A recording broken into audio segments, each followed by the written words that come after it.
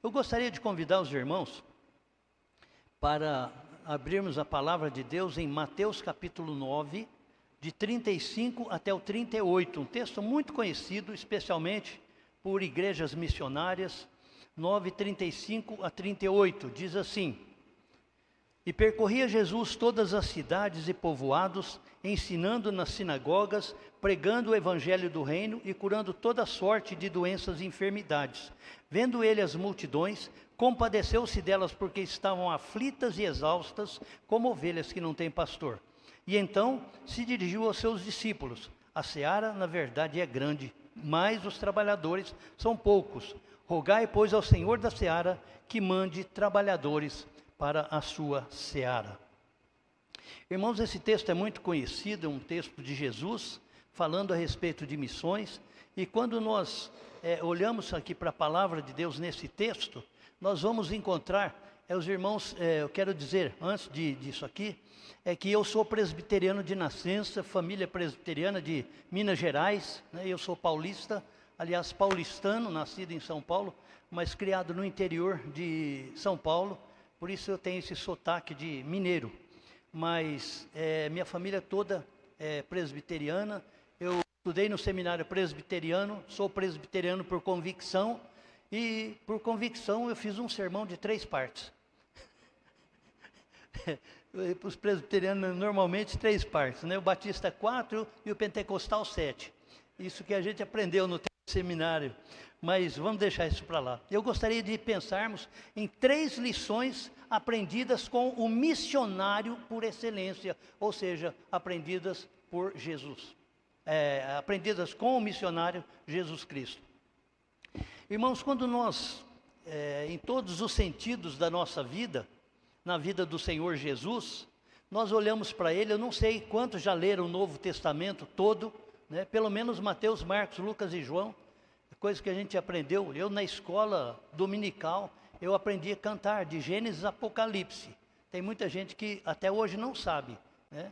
Começando lá em Gênesis, vai terminar lá em Apocalipse de João, enfim. Então a gente aprendeu a palavra de Deus.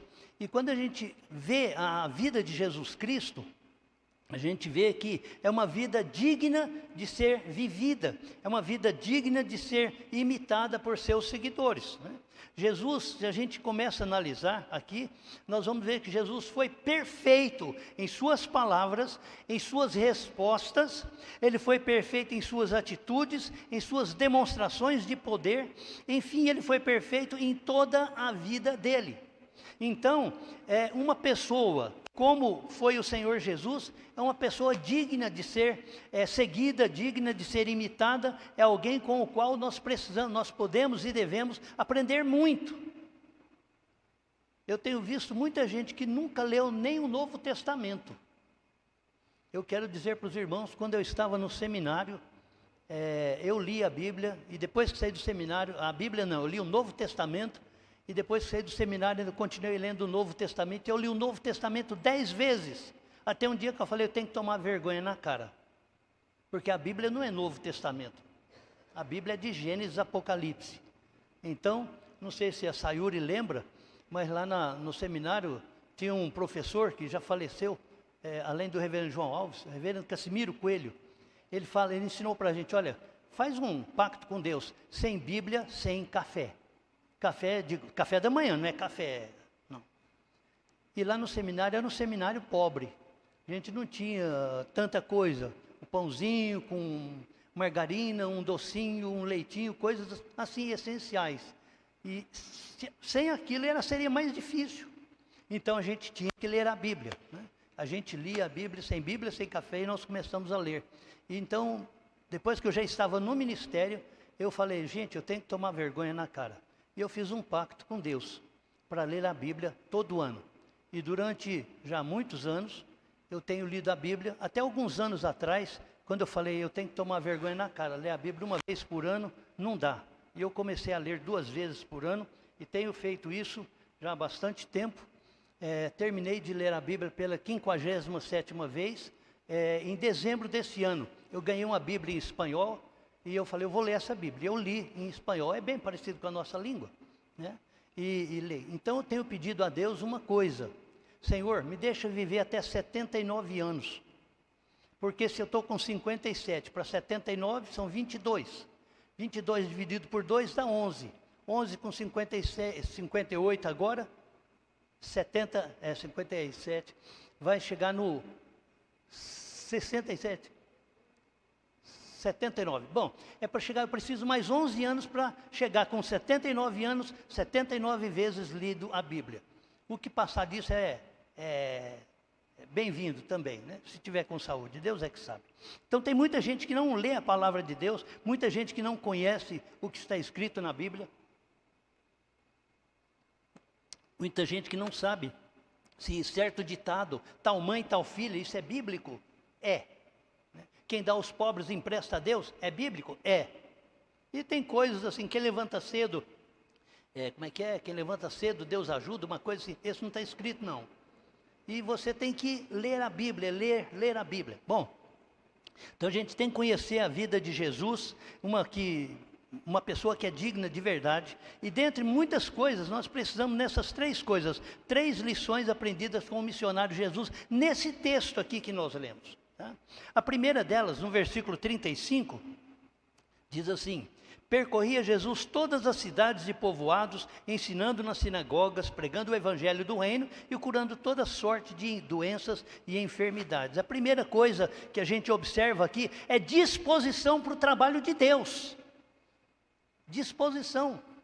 Nós vemos que tem muita gente que não tem disposição para ir. Eu, quando estive fora da igreja há 4 anos, eu não tinha disposição para a igreja, não.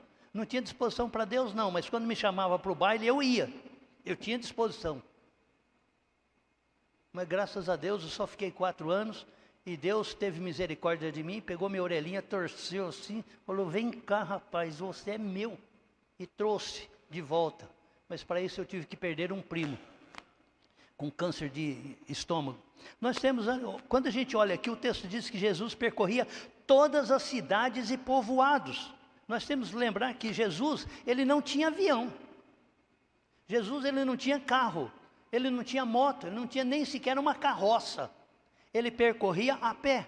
Ele percorria a pé, né? Só no ano de inauguração de Jesus, que ele percorreu a pé, Jesus percorreu de Nazaré, que é perto do Mar da Galileia, até Bet-Arabá. Eu vou ter que ler porque eu não vou decorar tudo isso, que eu não sou muito bom de matemática, né? De geografia, estou brincando.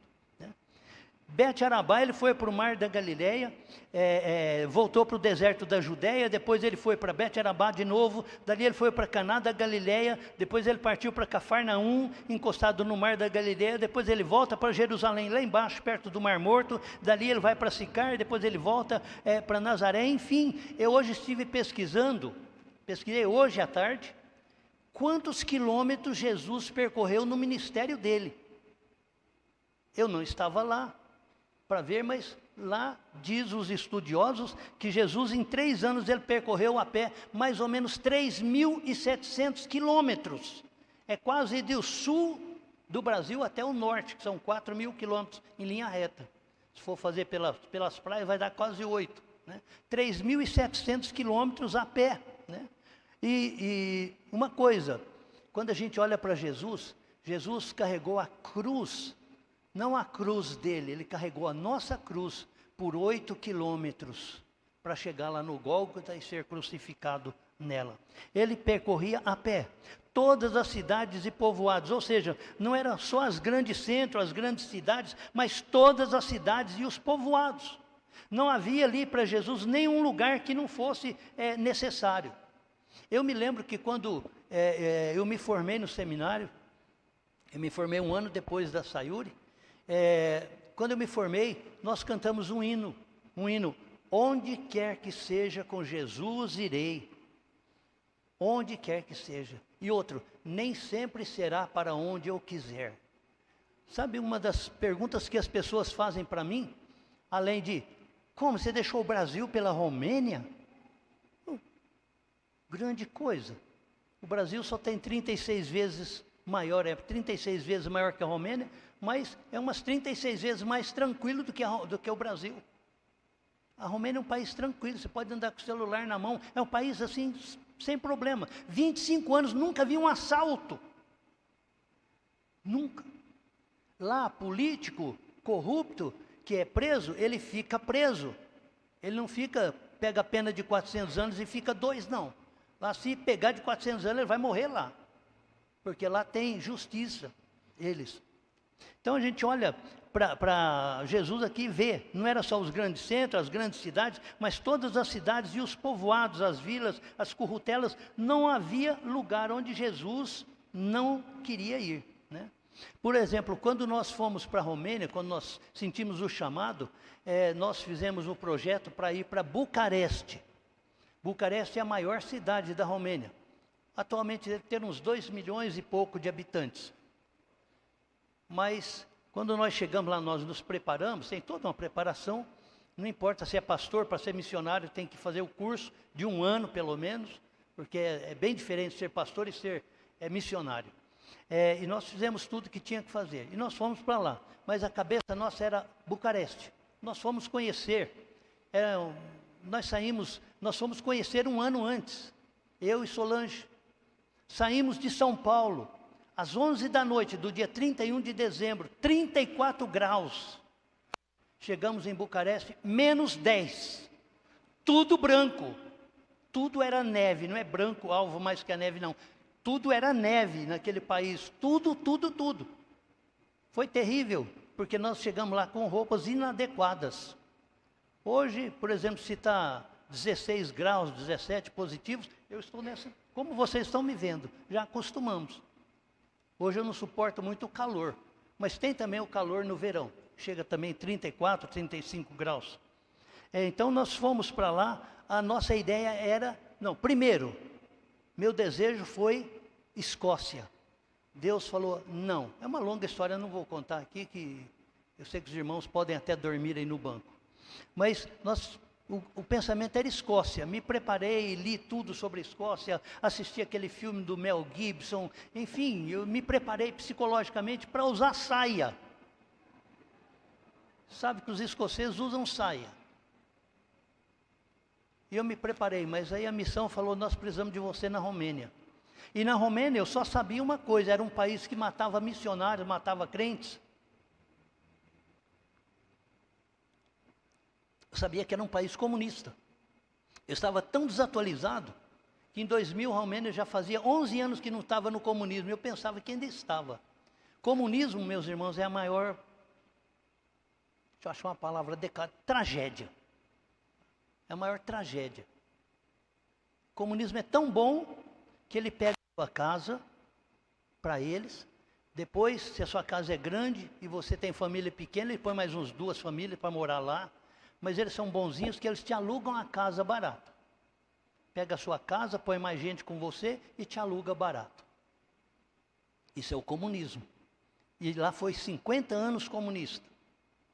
E as pessoas, para louvar a Deus, era muito difícil. Então nós fomos para lá, o pensamento era Bucareste. Mas Deus nos mandou para uma cidadezinha chamada Mangália. Mangália é uma cidadezinha que hoje tem uns 40 mil habitantes, na época era um pouco menos, mas em 2000 não existia em Mangália nenhum supermercado. Nenhum, era daquelas vendinhas que a gente pede, ô senhor, você me dá aquele lá? E às vezes ele pegava um que a gente não queria, não, mas é esse aqui. Assim era no comunismo, você não tinha direito de escolha. Para os irmãos terem uma ideia, na no mercado municipal, nós um dia fomos comprar batata.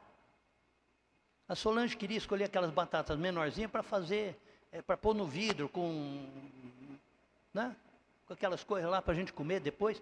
E ela começou a escolher, o homem virou para ela, um senhor de idade, e falou assim, o que a senhora está fazendo? Nessa altura, o que a senhora está fazendo? A Solange falou, estou escolhendo. Não, a senhora não pode escolher. Mas como?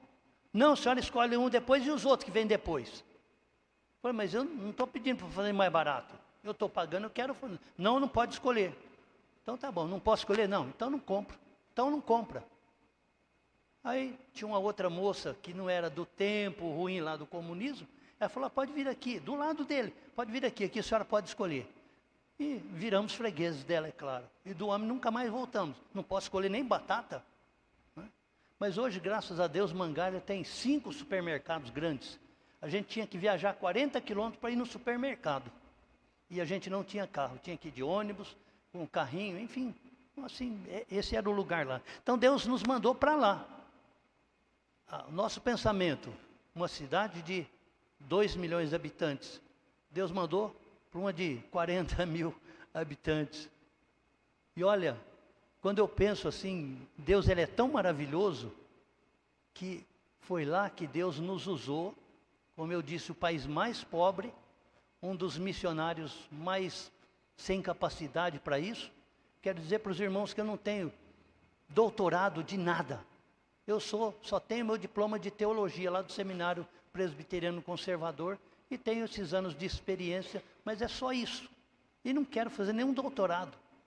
Eu quero terminar minha carreira aguardando o Senhor me levar lá para o lugar quando Ele tem preparado para cada um de nós. Nós precisamos aprender com isso que é disposição para o trabalho. Ele fala também ensinando nas sinagogas. Sinagogas nós sabemos, ensinando nas igrejas deles. Né? É lógico, nas igrejas. Depois ele fala pregando o evangelho do reino. E o evangelho do reino o que é? As boas novas. Quais são as boas novas? Eu tive evangelizando uma senhora que estava à beira da morte, terminal de câncer, e eu disse para ela, ela estava numa fase muito terrível, e ela era amante do irmão de uma senhora que era membro da nossa igreja, de uma irmã. E ela pediu, olha, essa mulher está morrendo, e ela vai para o inferno, vai lá e fala de Jesus para ela. Naquele tempo eu estava usando o método do evangelismo explosivo, e eu cheguei lá no quarto, a família toda lá, e a mulher com aquelas dores, nenhuma injeção, nada fazia efeito, e ela estava com dores. Eu cheguei e comecei a conversar com ela, e eu falei para ela, dona, não lembro o nome dela mais, dona fulana, eu estou aqui porque uma irmã da nossa igreja, do qual o irmão dela é amante da senhora, e a família toda junta, e eles sabiam disso. Falei, estou aqui para dizer o seguinte, a senhora está morrendo de câncer, a senhora vai morrer em breve, e essas dores que a senhora está sentindo, não se compara com o que espera. A senhora vai morrer e vai para o inferno, e lá é eterno, não é doença de alguns dias. E falei duro mesmo com ela, pois a realidade, a senhora é uma pecadora. Depois eu disse, mas tem uma solução, eu tenho uma notícia boa para a senhora. Se a senhora receber Jesus como seu único Senhor e Salvador, a senhora vai morrer de todo jeito, mas a senhora vai para os braços de Jesus, lá no céu. E fui falando disso. Eu falei, a senhora quer receber Jesus agora? Ela falou, quero. E ela orou comigo. Depois, eu não a vi mais. Eu sei que depois de alguns dias ela realmente foi. Se a oração dela foi verdadeira, Deus sabe. Se ela foi, um dia nós vamos encontrar com ela. Não sei se vamos nos reconhecer, isso é uma discussão para teólogos, e teólogos eu não entro nisso. Eu sei o que eu quero estar lá com Jesus. Se meu pai está lá, minha mãe está lá, ok, muito bom, mas eu quero ver Jesus primeiro. Então o Evangelho é as boas novas do reino de Deus, do amor, do perdão de Deus para os pecadores, e era boas novas por quê? Porque ela mostrava aos homens que só através de Jesus as pessoas podem ter reconciliação, perdão, salvação, só através de Jesus.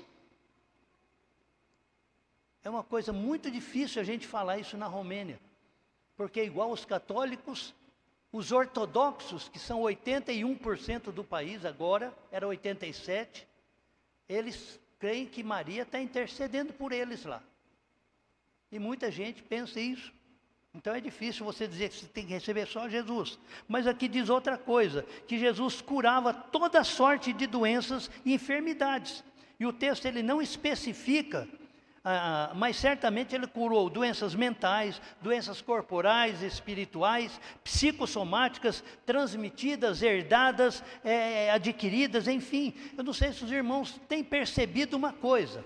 Como eu disse, eu já sou pastor há 39 anos. Eu trabalho com gente. A doença do nosso século, além do câncer, é a depressão. Quantas pessoas deprimidas, quantos pastores deprimidos, quantos líderes de igreja deprimidos. E uma coisa que muita gente não sabe, é que muitas doenças que existem são psicossomáticas. Eles pensam que tem, eles acham que tem e acaba tendo mesmo. E o que a gente pode fazer? A depressão é coisa dos nossos dias. O câncer é coisa dos nossos dias.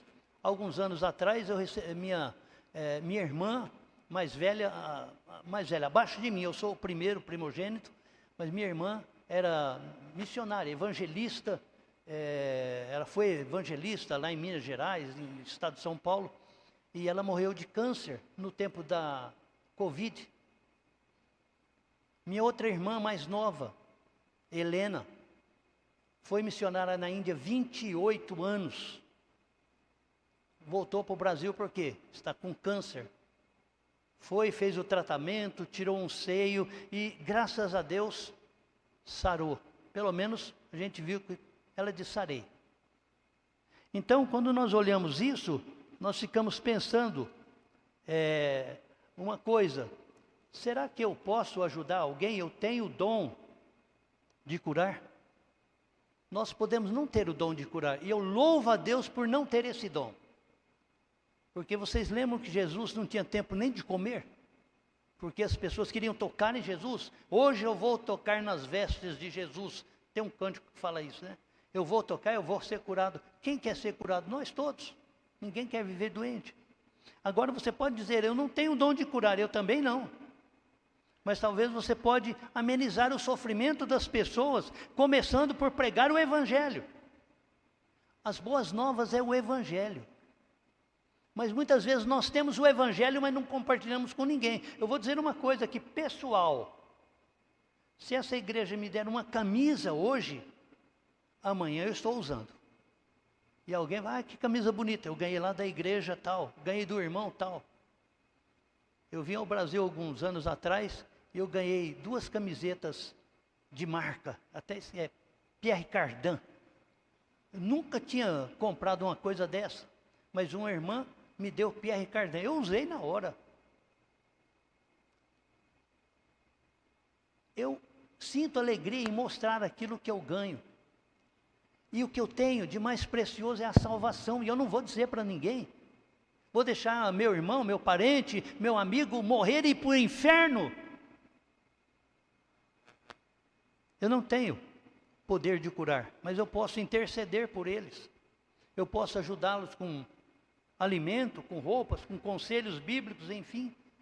Mas quando fala de conselhos bíblicos, como eu posso dar conselho bíblico se eu não leio a Bíblia?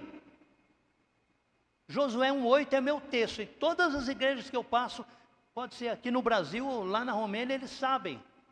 Não cesses de falar desse livro da lei. Antes medita nele dia e noite, para que tenhas cuidado de fazer segundo a tudo quanto nele está escrito. Então farás prosperar o seu caminho e serás bem-sucedido. A fórmula do sucesso está aqui. Meditar. E meditar é aquilo que a vaca e o boi fazem. Eles comem a grama e depois de noite, parece que volta assim, eles ficam. Quando nós lemos a Bíblia, nós precisamos pensar. Por quê? Para quê? Onde? Quando? O que Deus quer falar comigo? Isso é para mim ou será que é para o outro? Nós temos que pensar. Isso aqui é para o meu tempo, não é para o meu tempo? Isso eu vou entender, isso eu não vou entender, enfim. Tem muitas coisas que a gente não entende na Bíblia. Mas é a palavra de Deus. Um dia nós vamos ter tempo. Um tempo eterno. Uma eternidade e meia, como eu sempre digo. Precisamos ler a Bíblia. Jesus tinha e nós temos que ter isso. Disposição para o trabalho de Deus. Sabe o que significa disposição? É fazer o que Isaías fez. Em Isaías 6,8. Ele escutou Deus conversando. Olha, quem enviarei? Quem há de ir por nós? Isaías disse, Senhor, Iátama, Trimitema, eis-me aqui, envia-me a mim. Ah, mas eu ir para um país lá, eu não sei a língua, eu não sei os costumes, é difícil. Jesus não prometeu nada fácil para nós. Fácil é a porta aberta, que conduz ao inferno.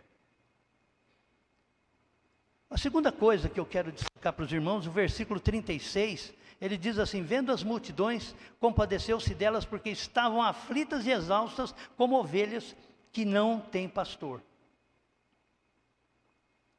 Aquelas multidões que estavam, então, compaixão da multidão perdida. Aquelas multidões que estavam enfermas espiritualmente, mas que seguiam a Jesus, como aquele baixotinho que foi lá em Jericó. Eu tive o privilégio de passar lá, em 95. Não importa, ele era um homem importante, mas ele sobe numa árvore porque ele queria ver Jesus. E como ver Jesus? Se ele tinha, sei lá, 1,5 metros, e ele queria ver, ele não conseguia, ele foi lá, que ele vai passar. Jesus conversa com ele e fala: desce, eu vou comer com você hoje na sua casa. Multidões que acotovelavam, multidões que estavam famintas da palavra de Deus. Foi para essa multidão que ele teve compaixão. Sabe o que significa essa palavra compaixão? Procurem no Google, vocês vão achar.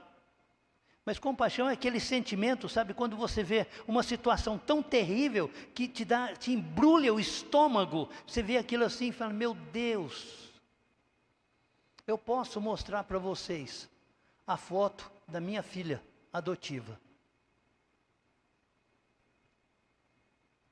Ela tinha 7 meses, tinha 3 quilos, lá em Colinas do Tocantins, foi tirada da família, ia ser enviada para um lugar lá das crianças, eu esqueci o nome. Como fala? Tá, eu não entendi, mas tá bom. Ela ia ser enviada lá para a casa de crianças. E a Solange olhou e falou: ah, não. Porque a gente tinha na vida um desejo de ter 4 filhos. Deus nos deu 2. E a Solange foi necessário operar, para não ter mais filhos. E a gente falou: então, se um dia Deus quiser, Ele vai mandar a Rebeca ou o Davi. Nós já tínhamos um nome. E apareceu aquela criança lá que tinha outro nome, claro. E ela estava morrendo de fome. A mãe morreu aos 26 anos. E a Rebeca, a 8ª filha. E depois dela, teve um aborto. E no outro aborto, a mãe morreu. 26 anos, 10 filhos. Essa era a situação do norte de Goiás, há 40 e tantos anos atrás. Então, hoje, se eu mostro para você a foto dela, você vai falar: isso é a criança da Etiópia. Mas se eu te mostro a foto dela atualmente, você vai babar. Porque é uma moça muito bonita, inteligente, fala 4 línguas e me ama, nos ama tremendamente. Se você quiser briga, é só falar que eu sou feio. Eu sei que é verdade, mas se você falar isso para ela, ela não vai concordar, vai ficar brava. Jesus, na compaixão dele, olha para aquelas ovelhas e fala que ovelhas aflitas e exaustas, que não tem pastor, sem direção, sem líder, como se estivessem sendo perseguidas por cães, sem saber a direção que tomar. Aqui no Brasil nós não vemos ovelhas. Eu fui conhecer ovelhas assim mesmo na Romênia, porque é um país frio. Então lá tem ovelhas demais para todo lado. Assim como tem uva, tem ovelhas também. E a ovelha, ela conhece a voz do pastor, é muito interessante. Você pode ficar do lado do pastor e escutar o jeito que ele fala com as ovelhas, ou chama, né? Tem uns que faz um som lá, oh, oh, oh. Ela vem. Você pode ficar e tentar fazer igualzinho. Ela não vem. Ela sabe, esse cara está imitando, não é ele não. Por isso que nós temos que conhecer a voz do nosso pastor. Porque nem todo que me diz Senhor, Senhor, entrará no reino dos céus. Um rebanho de ovelhas largadas sem pastor, o que acontece? Ela vai ficar sem alimento, sem a água, ela vai ficar sem rumo, sem destino, porque ela não enxerga mais do que 10 metros. Vocês estão vendo que eu uso óculos. A maioria que usa.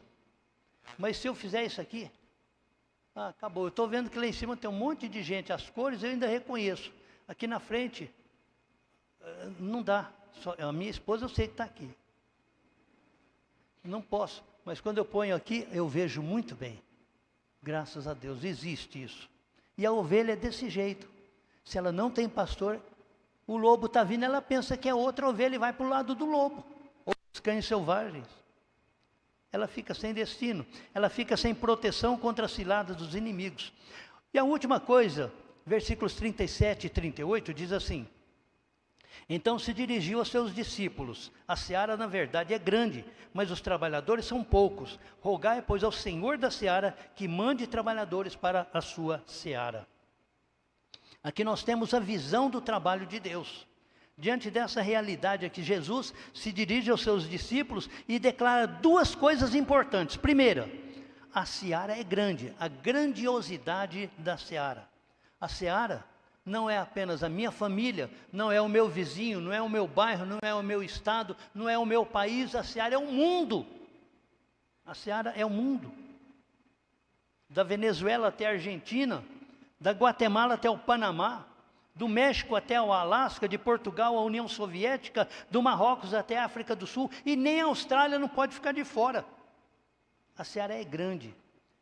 Hoje, às 16 horas e 35 minutos, eu entrei num site que se chama World Meter,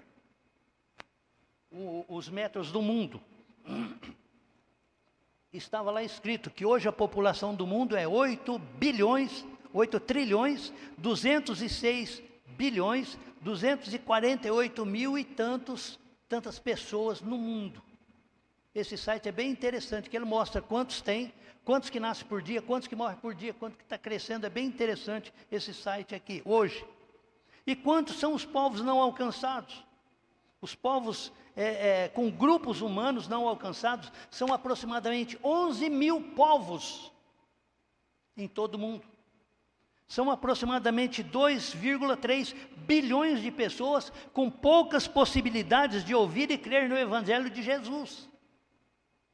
Segundo uma pesquisa que eu vi alguns anos atrás, os povos não evangelizados, não alcançados, eles são divididos em 5 blocos. O bloco muçulmano, que é o maior deles. A Europa está sofrendo muito com isso, especialmente a França, a Alemanha, a Inglaterra, está sofrendo muito. Bloco muçulmano, mais ou menos 4 mil povos diferentes. Bloco hindu, 2 mil povos diferentes. Bloco budista, 1000 povos diferentes. Grupos tribais, mais ou menos 3 mil povos. E chineses, mais ou menos 1000 povos. Então, a seara é grande, grande. Mas, por outro lado, tem a pequenez, a pequena quantidade de trabalhadores. Ele fala, os trabalhadores são poucos.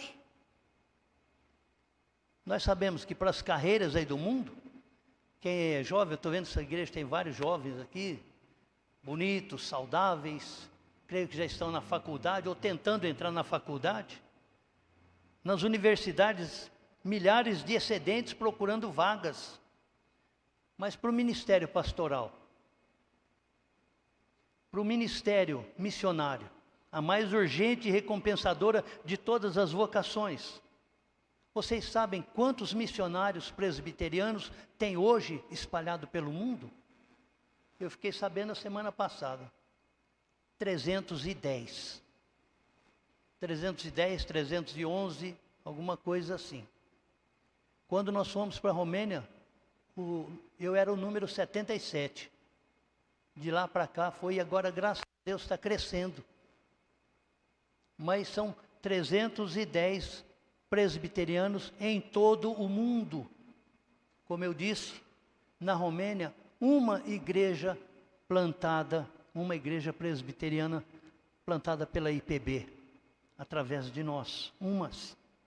Será que Deus não tem mais chamado para ninguém? Ou será que a visão está voltada só para as coisas desse mundo material e passageiro? Nós vemos pessoas morrendo. Nós vemos, eu vi o testemunho daquele cara esqueci o nome dele lá da internet. Eu esqueci. Ele fala uma coisa, ele era riquíssimo. E ele fala da transitoriedade da vida. Ele fala, aproveita a sua família, faça isso, faça. Ele fala muito bonito, com uma exceção. Nenhuma vez ele cita o nome de Deus. Nenhuma vez. E nós sabemos que sem Deus nós não somos nada. E tudo que nós temos, por tudo que nós lutamos, nós vamos morrer. Vamos fechar os olhos aqui e tudo vai ficar aqui. Se você for de roupa é porque alguém vai pôr essa roupa no seu corpo. Porque tudo vai ficar aqui. Então nós temos que pensar um pouco. Diante desse quadro estarrecedor, Jesus, na sua visão do trabalho de Deus, ele dá uma ordem aos seus discípulos. Rogai ao Senhor da seara que mande trabalhadores para a sua seara. Mas é só para os discípulos dele. A minha pergunta é, você é discípulo de Jesus? Se você responder no seu coração, sim, eu sou, então essa ordem é para você. Se você falar, não, não sou, eu tenho uma notícia ruim para você. Se não é discípulo de Jesus, vai ficar. Vai ficar lá embaixo. Porque nosso lar é aqui, é lá em cima. Eu gosto muito de pensar numa coisa, eu já tenho 2 cidadanias, mas a que eu mais quero é a terceira. Eu amo o meu Brasil, aprendi a amar a Romênia, mas a minha pátria é lá em cima. Tem um cântico em romeno muito bonito, que não vai dar para ensinar, mas fala, lá é o meu lar, lá em cima é o meu lar.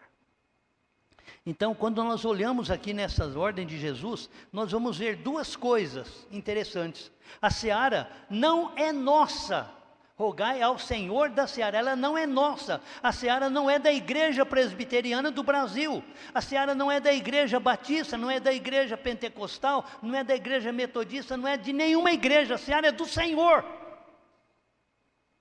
Eu sei que tem gente que vai chegar no céu e vai passar, vai ter um grupinho ali, aquele lá, ele acha que é só dele. Tem essa brincadeira, né? Que os irmãos lá pensam que é só deles. Não. A seara é do Senhor. Primeira coisa. Segunda, a nossa parte diante desse quadro aqui, estarrecedor, é que, de Jesus, é que nós temos que rogar para que Deus mande mais trabalhadores. É preciso ter essa visão. Agora, a minha pergunta é, por que muitos não oram por missões? Porque muitos têm medo. Muitos têm medo, eu vou largar meu serviço, vou para a missão para viver pela fé. Não existe coisa melhor no mundo do que viver pela fé e saber que Deus é o Deus Jeová Jirê, é o Deus que provê as nossas necessidades. Nós saímos daqui do Brasil, 14 anos de casados. Solange foi pioneira no estado do Tocantins. Naquela época, ela ganhava 15 salários mínimos. E eu ganhava 5. Então, o nosso salário era 20 salários por mês. Lá no norte. Quando Deus chamou a gente para ir, ela simplesmente largou tudo. O secretário de saúde falou, não, mas a senhora não pode fazer isso. E brincou comigo, a gente faz uma igreja para o senhor aqui. Meu irmão, meu amigo, eu não estou aqui procurando igreja eu já tenho. Mas Deus chamou para lá. Vocês pensam que teve um dia na nossa vida que nós não tínhamos arroz e feijão para comer? E eu estou falando de Europa. Naquela época era muito difícil achar feijão. Hoje você ainda não acha, apesar de tudo, você não acha gelatina. Igual nós temos no Brasil, gelatina, tudo quanto é sabor. Lá tem a gelatina sem sabor, só. Mas tem muitas outras coisas. Nós temos abacaxi de Costa Rica, nós temos maracujá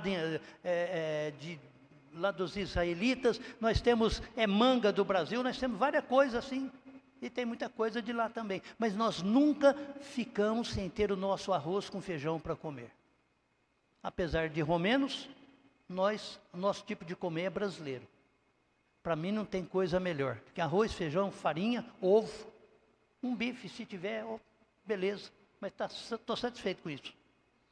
Agora, irmãos, para terminar, se alguém sente o desejo de ir para a missão, não tenha medo.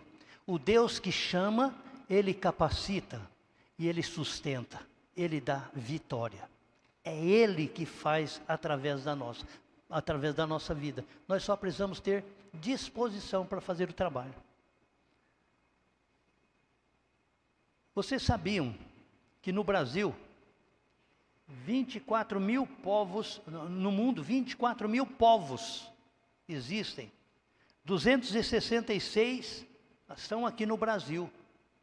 e se fala 150 línguas diferentes aqui no Brasil.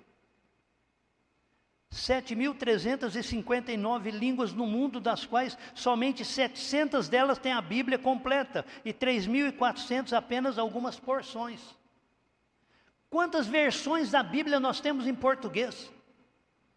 Recente, quando nós chegamos ao Brasil, eu comprei uma Bíblia dessa grossura, estou esquecendo o nome dela agora, mas ela pesa uns 2,5 kg.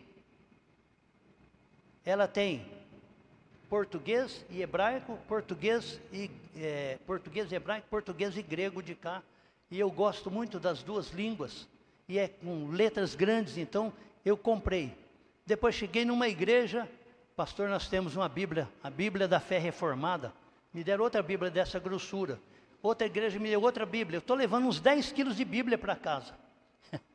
Uma bênção, porque eu leio a Bíblia só uma vez e depois eu dou para alguém. Eu leio outra e tem muitas versões em português. A única que eu não gostei foi a na linguagem de hoje. Aquela lá, eu comecei a ler e falei, não, me desculpe, mas eu sou muito tradicional para isso, esse tipo de palavreado aqui. Mais de 155 mil pessoas morrem diariamente sem ter ouvido falar de Jesus. Sabe o que significa isso? 6.500 pessoas por hora. 105 pessoas por minuto. Nós já estamos aqui há quase 2 horas. As tribos indígenas são 274. 120 não tinham presença missionária evangélica. Dentre as 274, só 33 tinha tradução do Novo Testamento e 5 precisam de uma nova revisão. Você sabia que os novos missionários, novos prisioneiros, por hora aumenta uma população carcerária no Brasil de 180 mil pessoas? E só não tem mais. Por quê? Muitos voltam depois da saidinha, que foi estabelecida por alguém, e depois não volta. E a culpa é de quem? Eu não vou falar porque eu posso ser preso.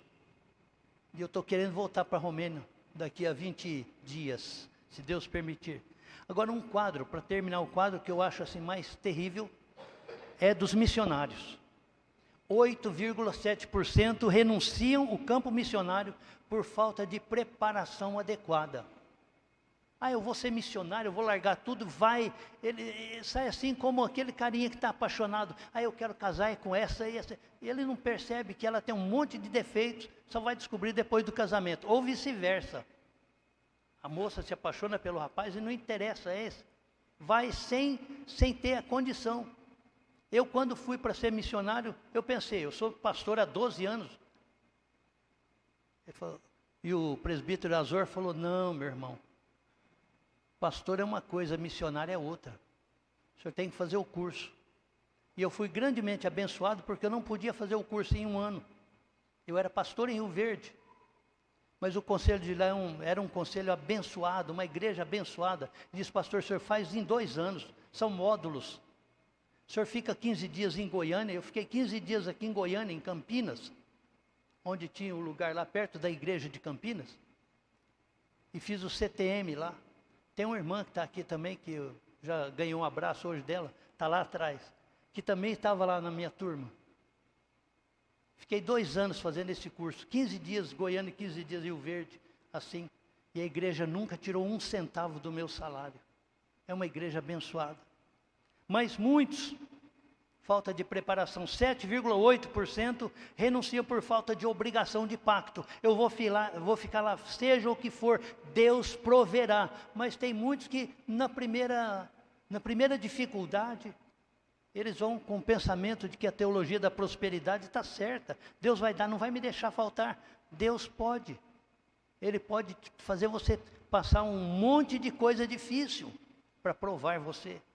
7,5% dos missionários renunciam por problemas pessoais. Meu pai está doente, tem um irmão com câncer, enfim, algumas coisas assim.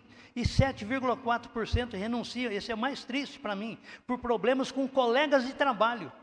Missionário que não se entende com outro missionário, porque cada um é chefe. Eu tenho para mim, antes de ser pastor, eu fui diácono. Porque Jesus também foi diácono. Ele disse, eu vim para servir. E a palavra servir, a cola é diaconel. Viu? Eu vim para servir. E eu tenho sempre uma coisa. Quem não vive para servir, não serve para viver. Nós estamos para servir. Eu não tenho nenhum problema. Se falar, pastor, precisa varrer a igreja, precisa carregar a caixa, precisa... Para mim, se eu tiver poder para fazer, para mim não tem problema. Então, essa é a estatística que a gente encontra. Agora, tem um autor chamado George Peters, ele disse assim, o mundo está muito mais preparado para receber o Evangelho do que os cristãos estão preparados para pregá-lo. O mundo está preparado. Na Romênia, esse estilo de, como tem no Brasil aqui, vamos fazer evangelismo na rua e tal. Na Romênia isso não funciona. Nós tentamos isso vários anos. Na Romênia, os membros, através das amizades, eles conquistam muito devagar, através do exemplo, falando, convidando. Um dia a pessoa vai na igreja e ela vê. E lá, como é o ortodoxismo que manda, na igreja lá, na congregaçãozinha nossa de Limano, nós chegamos lá e o padre de lá falou para todo mundo, principalmente para as velhinhas, como diz a Bíblia, as velhinhas caducas, falou para elas lá uma coisa, olha, cuidado, porque o diabo do Brasil chegou aqui. Muito prazer, sou eu. Eu sou o diabo do Brasil que fui lá para perturbá-los, para mostrar para eles que é mentira, que uma pessoa depois que morre, ela tem que passar por 42 fronteiras para chegar no céu. Cada fronteira tem que fazer uma missa, durante 7 anos. Mostrar para eles que é mentira, que o corpo tem que ficar 3 dias num lugar, esperando a alma ir por todos os lugares que foi para voltar. Se o corpo não estiver ali, ela fica perdida. Eu fico pensando, tão ilógico. Se essa alma pode dar uma volta no mundo inteirinho e voltar para o corpo, ela não vai achar o corpo dela depois, foi tirado daqui e levado para ali. E eles acreditam nisso. Então, eu não sou muito bem-vindo lá. Mas por quê? Porque nós pregamos a palavra de Deus. Você não acredita? Ah, não sei. Olhe, leia a Bíblia. Conhecereis a verdade vos libertará. Então, irmãos, vou só repetir para terminar definitivamente 3 coisas aqui. Disposição para o trabalho de Deus. Não interessa se você tem capacidade ou não. Deus te capacita. Compaixão das multidões. É tão gostoso a gente saber que a gente pode fechar os olhos aqui, a gente vai acordar com Deus. Às vezes eu falo uma coisa, as pessoas me interpretam errada. Se Deus viesse aqui agora falar para mim, você quer ir agora? No meio aqui, como já aconteceu com o pastor que morreu no púlpito. Se ele quiser chamar, Senhor, eu sou pronto. Lá é muito melhor do que aqui. Lá eu não preciso fechar a casa, não preciso trancar o carro, não preciso pôr alarme, não preciso pôr cerca de energia, como eu tenho visto aqui no Brasil. Na Romênia não tem isso. Lá é muito melhor do que aqui. Então, quando eu falo que eu gostaria de estar lá, eu falo, mas você está querendo morrer? Ué, é claro. Eu não sou Elias, não sou para ser transladado, nem Enoque. O salário do pecado é a morte.